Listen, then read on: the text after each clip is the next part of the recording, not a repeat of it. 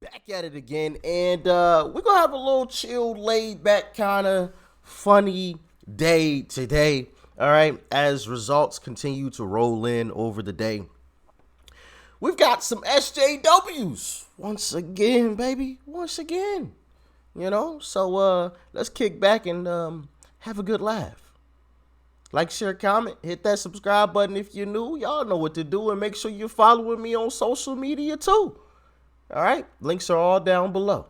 With that being said, let's dive in.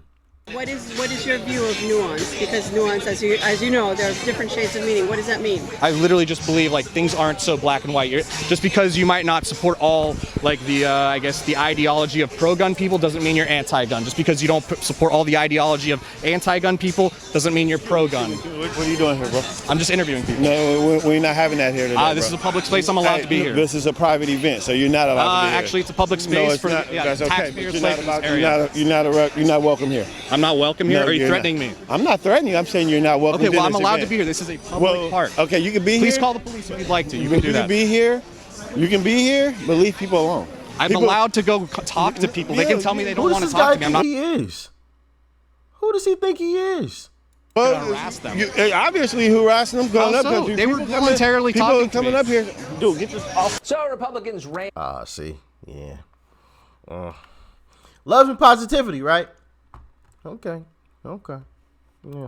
And on the promise to defund Planned Parenthood, $500 million a year of taxpayer money. Remember that? That was a 2016 election. Correctional Republicans haven't really tried hard to do that. That has not stopped the administration, though, from taking its own kind of action on the question. The administration is attempting to tweak Title X funding formulas to divert federal funds away from Planned Parenthood, the country's largest abortion provider. Sonia Osorio is the president of the New York chapter of the National Organization for Women. She says the real goal of defunding Planned Parenthood isn't to prevent taxpayers from funding something they abhor, abortion. It's to force women to get pregnant. Sonia Osorio joins us tonight. Sonia, it's great to see you. Thank you for coming on. Thank you. Well, Tucker, if you take away the access to abortion and you take away birth control, which is a really big issue that we've got to discuss here tonight, you are indeed forcing women to have children.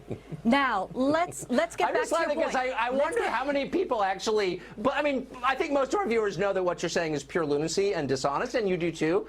But let's just sort of, just for fun, reverse engineer this for a second. So who is taking away the right to have an abortion? I think the law, I don't think I know because I read it, the proposed regulation change would just make it less likely that taxpayers have to pay for abortion. Is that the same as banning abortion? Let's be really clear, and this is something, and it's really the reason, Tucker, that I wanted to come on your show tonight, because I needed to dispel this myth. People need to understand, I want all the viewers to understand, your taxpayers do not pay for abortions in this country. Taxpayers do not pay for abortions. They don't. Well, But with they some do give exception. $500 million With to some the exception. largest Your taxpayers do abortionists pay for abortions if, on the content. if in the case of rape and if a woman is dying. Those are the two situations since 1977 because of the Hyde Amendment. I mean, look, hold on. You're spewing propaganda here. It's look, we pay taxpayers at gunpoint $500 million to Planned Parenthood, which commits more abortion than anybody else in the country. So I don't think money's you should joke fungible. about. I'm not quite understanding, but the last time I checked, okay, let's run along with her narrative. You ban abortions and you ban Plan B and all of that good stuff, or birth control. That's what it's. I totally drew a blank. You ban those. Last time I checked, women have the choice to keep their legs closed. I'm just saying, right? Otherwise, if a woman's legs are forced open, we know what that is. We know clearly what that is, right? So if that's the case, then the person that did that needs to be thrown underneath the jail. No questions asked. But I don't know. Maybe I missed something. And I don't even think most people even are advocating to ban birth control. I mean, of course, there's some people out there, but I don't think most people are. It's just the actual abortions And even then, you got people like DeSantis who have a 15-week ban. So, I mean, there's leeway even with situations like that. So, I don't know. I think there's a whole lot of fear-mongering going on. And, you know, seeing some of these results that have been coming out recently, unfortunately, I think to an extent it's actually worked, which is sad. But anyway, like I said, there's still time. There's still a whole lot of time. So we'll see where those results fall. But anyway, they say it doesn't pay. I'm not joking. You just talked about it is at gunpoint. What is at gunpoint? If you don't pay your taxes, they come and arrest you. The cops arrest you. So you don't pay your taxes voluntarily. You do it because the government backs it up with a threat of force. What everybody should also understand, if you give me a moment to speak, what everybody should understand also is Planned Parenthood works just like any other medical provider. They get reimbursed for the procedures they perform that are approved by the government. So they get a reimbursement for an STD testing. They get reimbursed for all those other services they do, but not for abortion. But I want to take a moment to talk about what is happening. But hold on, you've taken a lot of moments to talk. So let me just ask you one question, which is: we've got 4 minutes. You're for abortion. You think abortion is a constitutional right. I think the right to bear arms is, because I've read the Bill of Rights. Why shouldn't taxpayers be forced to subsidize the NRA or buy my guns? Now, who is talking lunacy? And who is being dishonest? Well, why is that crazy? You think taxpayers should pay for an abortion? You're giving me the moral lecture, but just answer my question. I think it's an interesting question. I want viewers to know. Nah, she's not going to answer the question. He's got a point, though. He's got a point. Now, obviously, it'll never happen, but he definitely has a point. Why are we paying for one thing, but we're not paying for something that is actually a right? That is actually a right. Just saying. That 1 in 4 women in this country have an abortion. You're not going to answer my question. All kinds of women. I'm not answering your question, no, because it's a stupid question. Why? I think it's a really interesting question. Oh, because it's causing you to enlarge your mind and it hurts. I've got an opportunity to speak to your viewers, and I'm trying to speak to them. 1 in 4 women have an abortion in this country. Yeah, no, that has gone down. I think I get to answer the question, Sonia. It's gone down from 1 in 3. The reason why it's gone down is because we've had teen pregnancy prevention programs that have been successful. No, but that, and right now the Trump Let me ask you a question. administration wants to divert $250 million. This is why I never like to talk to the abortion people, because they just shout. Pregnancy programs. Don't make me cut you off, please. They want to divert that to abstinence-only education. All right, Sonia, I tried. It was a good faith effort. I really tried. I hate cutting people off, but you were just too obnoxious. I'm sorry. For the president. Hold on, whoa, that was a little crazy. Oh, we got an interesting next clip here, but wow. And he did warn her. He was like, I'm going to cut you off. I'm going to cut you off. And he legit just ended it. Cut it. Now, that was hilarious. But let's jump into this next clip here. What in the world? Cutting people off, but you were just too obnoxious. I'm sorry. For the president. You ain't supporting shit. Oh. I've seen this clip before. Matter of fact, no, we've seen this clip before together. I remember this now. He was wearing a MAGA hat, and the dude got angry, so he snatched it from him and threw the drink on him.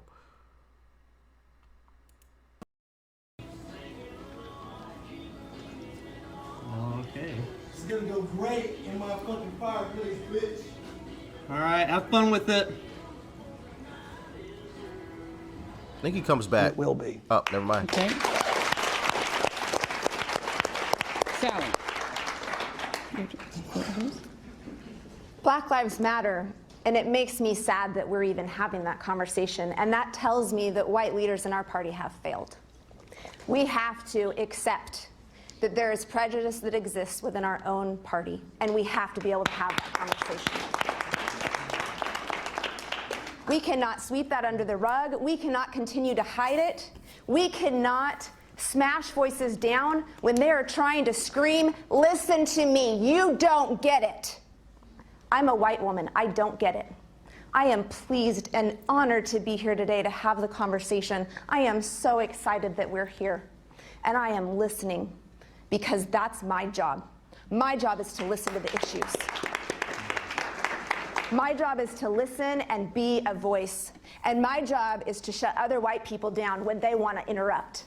My job is to shut other white people down when they want to say, oh no, I'm not prejudiced. I'm a Democrat. I'm accepting. My job is to make sure that they get that they have privilege. And until we shut our mouths and we listen to those people who don't, and we lift our people up so that we all have equity in this country, so that we're all fighting alongside each other, so that we are all on the same page, and we clearly get where we're going, we're not going to break through this. This is not just rhetoric. This is life or death. This moment in our country, the Democratic Party has the opportunity to do something different. We have the opportunity to really confront the fact that we have not been in alignment with our values. We've been talking a lot of smack. We need to make sure that our actions and our words and our values all match. And around the issue of race, we are so far out of alignment, I don't even know the way back. But I am listening and I am asking and I am talking to people.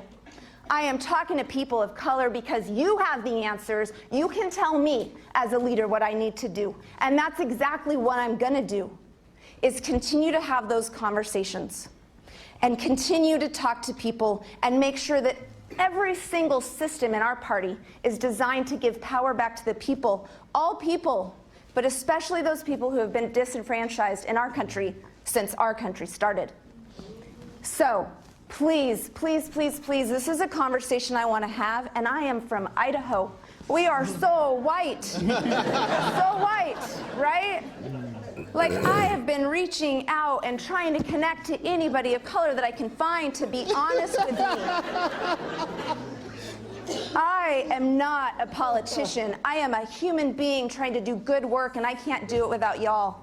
So please, please, please get a hold of me, Sally at wethednc.org. I need schooling, and I depend on you and the people around our community to do that so that I can go school the other white people. We need it. Thank you. All right.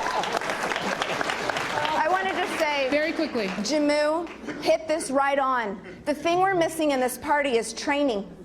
We pull people in, they're volunteers, they don't know anything.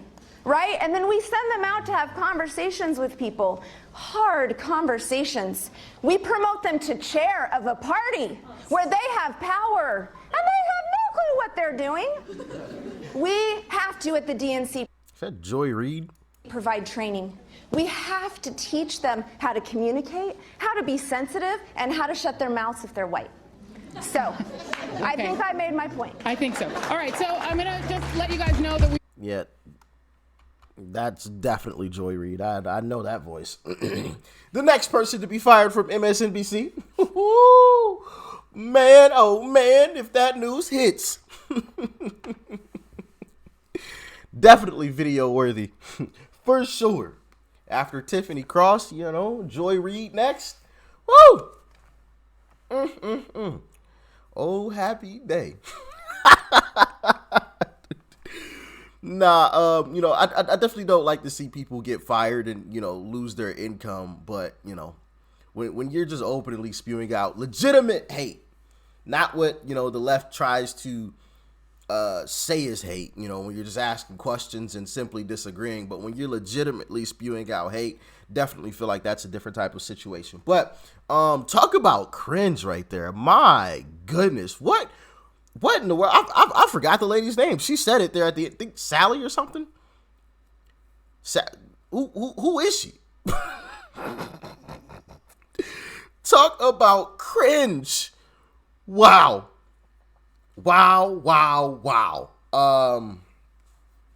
Yeah. Now, that wasn't the cringiest thing that we've seen, but that was pretty cringy. It wasn't on the level of the video that we checked out of all the white people on their knees and, black people standing over them and them like, oh, we're so sorry for like that was like next level cringe and corny and absolutely sickening. But this last clip that we just saw, which is absolutely nuts as well. My goodness. My goodness. But hope y'all got a little bit of a chuckle out of this one. Y'all let me know what you thought about it in the comment section below. Like, share, comment, and of course, hit that subscribe button before you go. All right? Peace and love. I'm out.